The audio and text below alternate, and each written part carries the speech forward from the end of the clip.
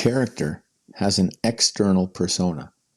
It goes by your name in other people's minds. It exists as reputation, as social standing, as the version of you that lives in the judgments of colleagues, friends, family, and strangers. People can treat that external persona as if it were character itself. That is not only a mistake, it's catastrophic. Two traditions, separated by 2 millennia, reached a similar conclusion. Grounding your life in external character traps you.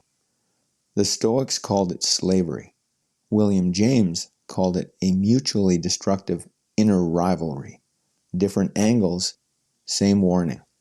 Hey there, it's me, Core, and you're listening to Exercising Consistency, from fitness to flourishing.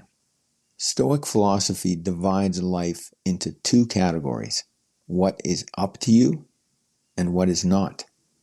Your choices, judgments, and intentions are up to you. Your reputation is not. It belongs to the realm of externals. They are neither good nor bad. Only your use of them can be good or bad. Reputation exists. The danger is treating it as the foundation of a good life. If your flourishing depends on being well regarded, you are no longer free.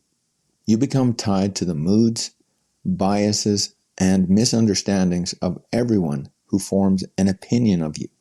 Their ignorance becomes your burden. Their bad day becomes your crisis.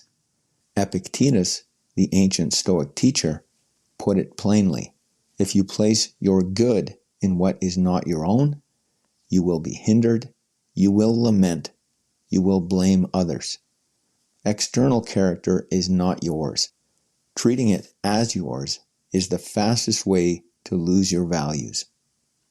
William James, the American philosopher and psychologist, approached the same problem from psychology. He observed that a person has as many selves as there are individuals who recognize him. Every person who knows you carries a different image of who you are. Your mother's version, your boss's version, the version held by a coworker. James argued that navigating these different roles is actually a normal part of being human.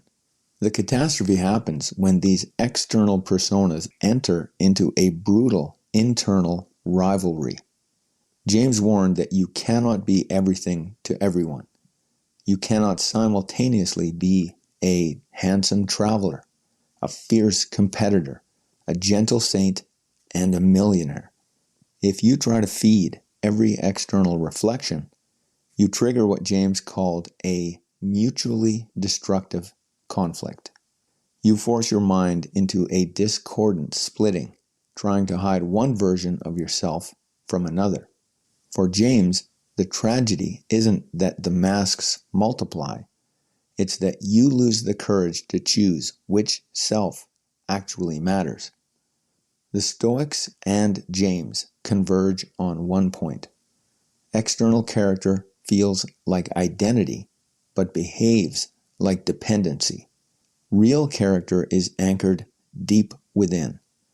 The Stoics called it the ruling center, the seat of your ultimate choices and intent. William James called it the spiritual self, the enduring inner witness that watches your life unfold. It is what you do when no one is watching, the workout you complete alone, the difficult conversation you initiate without witnesses, the standard you hold when no one would know if you let it slip. External character is none of that. It is residue, what your actions leave in other people's minds. It exists, but it does not belong to you. It belongs to their frameworks, projections, and limitations. You cannot control it. You cannot rely on it. You cannot build a life on it. The person who chases external character becomes a performer. The person who protects their ruling center becomes an agent. The performer needs an audience. The agent needs only the next choice. Internal character is built through small, private repetitions. 3 practices make it real. Private standards. Choose one behavior you will uphold even when no one can see it. A single, non-negotiable done in solitude becomes the anchor of your identity. Unobserved reps. Do one meaningful action each day with 0 announcement. No posting, no signaling, no audience. This trains you to act from principle rather than performance. Single self-alignment. Before any decision, ask, would I make this choice if no one ever knew? If yes, you are acting from internal character. If not, you are negotiating with mirrors. These practices don't eliminate reputation. They simply ensure it is a byproduct of who you are, not the purpose of who you become. Reputation is not irrelevant. It matters practically. Opportunities, relationships, access. The Stoics never denied that. They denied that externals have moral value. Your reputation may help or hinder you. It cannot make you good or bad. It is data about other people's perceptions, not data about your character. The only thing that tells you who you are is what you actually do, especially when the only witness is your own standard. Build the part of you no one can see. Build the part no one can praise or criticize. Build the part that survives when every external reflection disappears.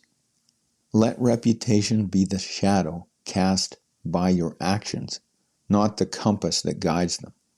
And then let the external chips fall where they may. To exercise consistency and become the person who follows through on their most important goals, join the Act Score Challenge. That's it for today. Catch you next time.